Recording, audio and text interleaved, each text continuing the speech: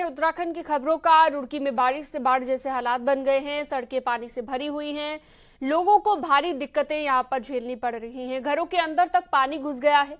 Roorkee Dehradun national highway 73 के रामपुर में सड़क पानी में तब्दील हो गई कि पानी ही पानी हर तरफ भरा हुआ दिख रहा है। ट्रैक्टर ट्रॉलियों से बाइक और गाड़ियां निकाली जा रही हैं। वहीं ट्रैक्टर ट्रॉली वाली गाड़ियों को पार कराने की एवज में पैसे ले रहे हैं। वहीं लोग अब बारिश रुकने का इंतजार कर रहे हैं ताकि लोग अपने सामान्य जनजीवन में वापस लौट सके।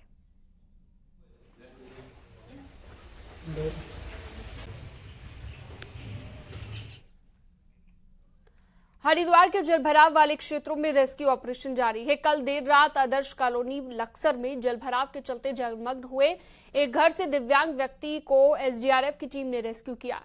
घर में जलभराव के बावजूद चलने में असमर्थ होने के कारण दिव्यांग बिस्तर पर लेटा हुआ था। इस घर से एक बुजुर्ग व्यक्ति और 3 महिलाएं भी देर रात रेस्क्यू की गई।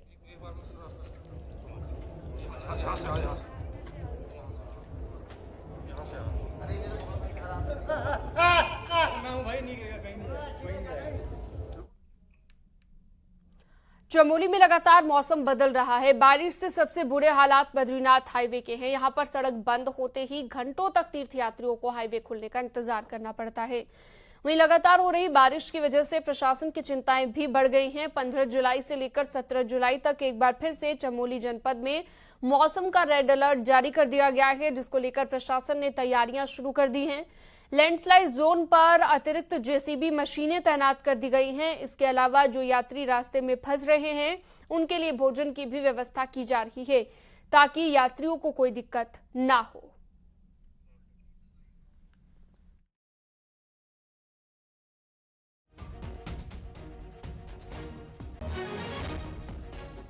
कुटी मंदिर के पास में सड़क का बहुत दशा हो रहा है और जहाँ पे मंदिर निर्माण का, जहाँ पे पंडित जी लोगों का घर है, निवास है, वहाँ पे पूरा ऊपर सड़क से लेके मलबा गिर गया है और जो खतरे दृष्टि में आता है वो, और इसको पीडब्ल्यूडी को भी अवगत करा दिया गया है कि रोड पे अपने बैरियर टाइप के कुछ लगा ले जिससे कि जान माल का नुकसान न हो जाता। लगातार पहाड़ों में मानसून की बारिश जारी है। जोशीमठ नगर में बारिश का असर दिख रहा है। जोशीमठ के निचले इलाके मारवाड़ी क्षेत्र में मारवाड़ी पुल के आसपास एक बार फिर से बड़ा लैंडस्लाइड जोन विकसित हो गया है। जनवरी महीने में आई दरारों का सबसे बड़ा कारण भूस्खलन जोन बताया गया था। ऐसे में अगर जोशीमठ के तीसरे तटों में भूस्खलन होता रहा तो आने वाले वक्त में दिक्कत बढ़ सकती है। तो जोशीमठ जो पहले हमने देखा किस तरह के हालातों से गुजरा, बड़ी बड़ी दरारें आ गई थी, अब अलकनंदा की ओर बोल्डर खिसकते नजर आ रहे हैं। जोशीमठ में इसी तरह की स्थिति अब भी बनी हुई है। बारिश की वजह से लोगों की दिक्कत बढ़ गई है। जनवरी महीने में जब जोशीमठ में दरार पड़ी थी तो जोशीमठ के निचले तट को बहुत ज़्यादा खतरा बताया गया था दरार पड़ने का, और वो सिलसिला अब मानसून की बारिश में भी आप देख सकते हैं। जोशीमठ के जो मारवाड़ी का जो इलाका है उसके नीचे देखिए यहाँ पे ये दरारें जो पड़ी हुई है, इसका कारण ये भी बताया जा रहा है कि यहाँ पे लगातार लैंडस्लाइड हो रहा है और लैंडस्लाइड की वजह से बड़े बड़े पेड़ पत्थर आप देख सकते हैं सीधे अलकनंदा नदी के तट की तरफ खिसक रहे हैं, जिससे कहीं ना कहीं एक खतरा यहाँ पे बना हुआ है जोशीमठ नगर को लेकर। और अगर बात करें तो प्रशासन से इसी बात की लोग बार बार कोशिश कर रहे थे, बार बार प्रशासन को बता रहे थे कि यहाँ पे ट्रीटमेंट का कार्य शुरू किया जाए, यहाँ पे सुरक्षा वॉल बनाई जाए, लेकिन अभी तक वो काम नहीं हो पाया है और लिहाजा अब धीरे धीरे यहाँ पे दरारें भी है। कुछ लोग यहाँ पे हैं, इनसे भी पूछेंगे। जी ये सामने जो टूट रहा है क्या हो रहा है? ये बारिश से धसा हो रहा है जी। बारिश आ रही है तो पूरा लैंडस्लाइड हो रही है। अच्छा, कितना ज़्यादा खतरा है अगर इसको देखेंगे? अगर ऐसे ही रहेगा तो पूरा जोशीमठ को खतरा हो गया। अच्छा हाँ। प्रशासन को चाहिए कि जोशीमठ में सुरक्षा दीवारों का काम जल्द से जल्द शुरू कर दिया जाए। नितिन सेमान, न्यूज 18, मारवाड़ी, जोशीमठ। जोशीमठ से लगभग 9 किलोमीटर आगे हाथी पर्वत के पास बद्रीनाथ राष्ट्रीय राजमार्ग का हिस्सा अलकनंदा नदी की तरफ खिसक गया है। सुरक्षा दीवार टूट चुकी है। लगातार हो रही बारिश के बाद अलकनंदा नदी का जलस्तर तेजी के साथ बढ़ रहा है, जिसने सड़क का कटाव करना शुरू कर दिया है। अब केवल यहां पर पुरानी सड़क ही आवाजाही के लिए रह गई है। अगर लगातार बारिश होती रही तो सड़क पूरी तरह से टूट सकती है। वहीं उत्तरकाशी में बारिश के बाद कई जगहों पर लैंडस्लाइड का खतरा बना हुआ है। लंबगांव मोटर मार्ग सिद्धपीठ कुटेटी मंदिर के पास सड़क का निचला हिस्सा भरभराकर गिर गया है और मंदिर के पुजारी का घर मलबे की चपेट में आने से क्षतिग्रस्त हो गया।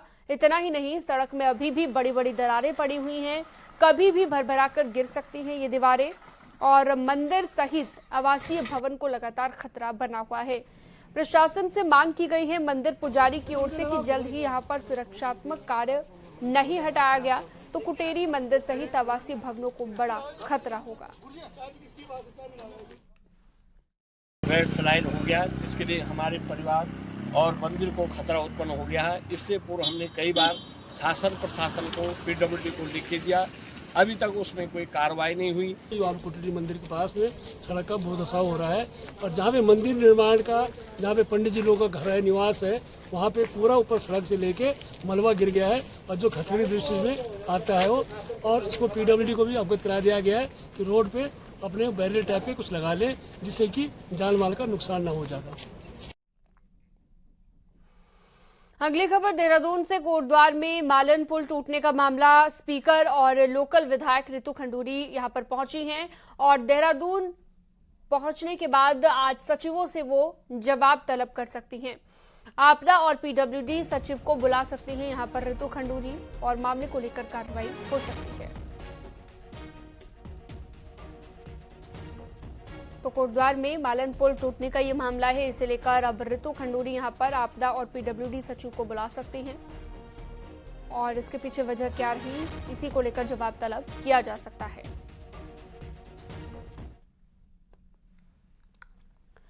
तो कोटद्वार में मालन नदी पर बने पुल के टूट जाने के बाद भावर क्षेत्र के लोगों को बाजार से किस तरह से कनेक्टिविटी दी जा सकती है, इसे लेकर भी विधानसभा अध्यक्ष रितु खंडूरी में अधिकारियों के साथ बैठक करती नजर आई।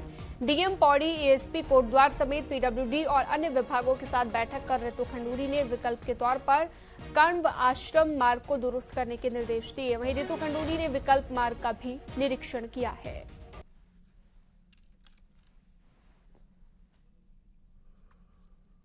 तो देख सकते हैं आप तस्वीरें, जो मालन नदी पर बना पुल टूटा उसके बाद की ये कार्रवाई। भारी बारिश के चलते नदी पर बना पुल ध्वस्त हो गया और इसी को लेकर की जानकारी हम आपको दे रहे हैं, क्योंकि इस मामले में कहा जा रहा है कि अब एक्शन भी होगा, रितु खंडूरी भी आएंगी, लेकिन उससे पहले समस्या अभी जारी है। आसपास के लोगों की ओर से क्या फीडबैक दिया गया वो भी काफी मायने रखता है।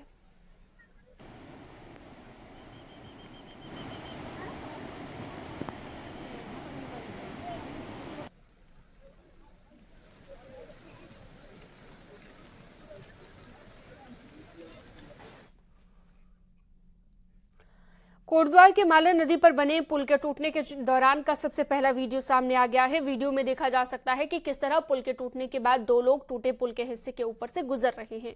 इनमें से एक युवक 23 साल का हरिंद्र है, जबकि 47 साल के हुकुम सिंह है दूसरे, जो कि पुल टूटने के दौरान पुल में मौजूद थे। और वीडियो में साफ देखा जा सकता है कि किस तरह से पुल टूटते ही दोनों नीचे गिरे और एक के बाद एक दूसरे की मदद पर पुल पर वापस चढ़े एक दूसरे की मदद से, और उनका एक साथी नदी के तेज बहाव में डूब गया, जिसकी तलाश जारी है।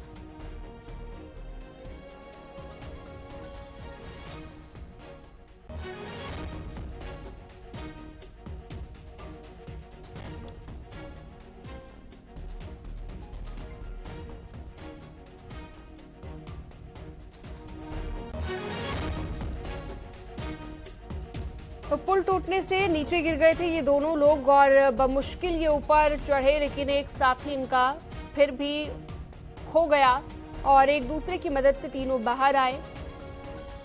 पुल के टूटने का वीडियो भी सामने आया था और इस मामले को लेकर लगातार एक्शन की भी बात कही जा रही है, लेकिन फिलहाल ये तस्वीर आपको हम दिखा रहे हैं जहां पर ये तीनों शख्स बताया जा रहा है एक दूसरे की मदद से ऊपर आए।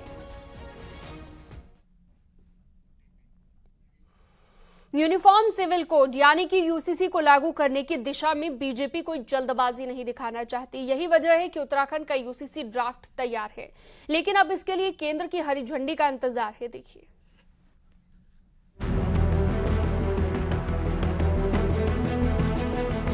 यूसीसी का ड्राफ्ट बनकर तैयार है। चर्चा थी कि ड्राफ्टिंग कमेटी जुलाई सेकेंड वीक में इसे लेकर सरकार को सौंप सकती है, लेकिन बदली हुई परिस्थितियों में अब इसमें कुछ देरी हो सकती है। वर्तमान में राज्य सरकार का मुख्य फोकस अब आपदा राहत कार्यों पर है, तो वहीं इसके सियासी मायने भी हैं। इस साल के अंत में 5 राज्यों मिजोरम, छत्तीसगढ़, एमपी, राजस्थान और तेलंगाना में होने जा रहे विधानसभा चुनाव यूसीसी लागू करने की दिशा में देरी का एक बड़ा कारण माने जा रहे हैं। एमपी और छत्तीसगढ़ जैसे राज्यों में आदिवासी समाज यूसीसी का विरोध कर रहा है। माना जा रहा है कि ऐसे में बीजेपी शासित किसी एक राज्य में भी यूसीसी लागू होता है तो पार्टी को चुनावी राज्यों में इसका नुकसान उठाना पड़ सकता है। कोई उतावलापन नहीं है। यूसीसी जनमानस के लिए, उसकी सुविधा के लिए, उसके सहयोग के लिए, देश के निर्माण के लिए है, तो उसमें कोई उतावलापन नहीं है। सारी उसकी लीगली और सारी प्रतियां देखकर और उत्तराखंड उसमें प्रथम ही आएगा। और इसी बीच एक बड़ी खबर देहरादून से, स्वास्थ्य संसदीय समिति की मीटिंग, केंद्रीय मंत्री मनसुख मांडविया शामिल हुए हैं और राज्य मंत्री और 6 सांसदों ने भी इस मीटिंग में हिस्सा लिया है, जो कि इस मीटिंग में मौजूद रहे हैं। महामारी पर रिस्पांस टाइम को लेकर यहां पर चर्चा की गई है। ये बड़ी जानकारी, बड़ी खबर हम आपको बता रहे हैं देहरादून से, जहां पर ये मीटिंग हुई है, स्वास्थ्य संसदीय समिति की ये मीटिंग।